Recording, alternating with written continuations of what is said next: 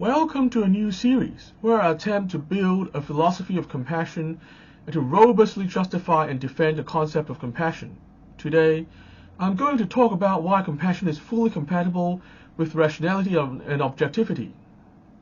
Compassion is not only compatible with objectivity and rationality, compassion actually helps ensure we stay objective by making us truly listen to all sides of an argument. On the other hand, it is the decision to forego compassion that allows people to fall down the rabbit hole of subjectivity via a willingness to trample on others' lives and voices.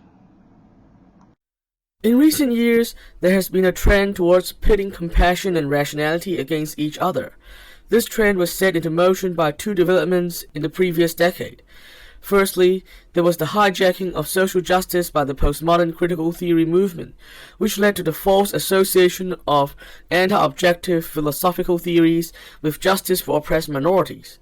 Secondly, there was the so-called anti-SJW movement, which popularized slogans like "Facts don't care about your feelings." This led to another misguided view. The more callous one is about feelings, the more factual and objective one gets. However, both the aforementioned views have no basis in reality at all. One can remain committed to the objective truth and to the values that support this commitment, like free speech and intellectual freedom, without giving up on compassion and empathy. Indeed, I would argue that being compassionate enables one to become even more objective, or at least less prone to culture war-style biases and distortions. This is because if you are truly compassionate, you would care about people's lives, and you would therefore truly listen to what they have to say. This way, you wouldn't be missing out on important facts or important sides to a story, as culture warriors living in an echo chamber would, for example. Compassion, empathy, and the willingness to listen allows bridges to be built, which allows the whole picture to be seen and true objectivity and rationality to be achieved. It is the best antidote to the echo chambers that tribalism and the culture wars have created.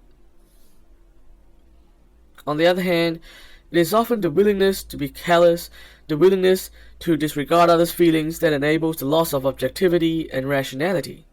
I have seen this happen with culture warriors on both sides. On the left, I've seen people get brainwashed by their philosophy to believe that some people are oppressors because of their immutable characteristics or opinions. On the right, I've seen culture war and moral panic narratives used to demonize certain groups of people with a broad brush. Either way, the effect is the dehumanizing of the other and the willingness to automatically dismiss what they have to say. All this, by definition, leads to a loss of objectivity and rationality, because you are no longer seeing the whole picture and taking everything into account on balance. This, of course, also means that any order arising from this kind of attitude would not be a good order. Indeed, it is likely to be a bad, oppressive order. Someone who refuses to be callous, who is committed to being compassionate towards every fellow human being at all times, would never fall into this trap.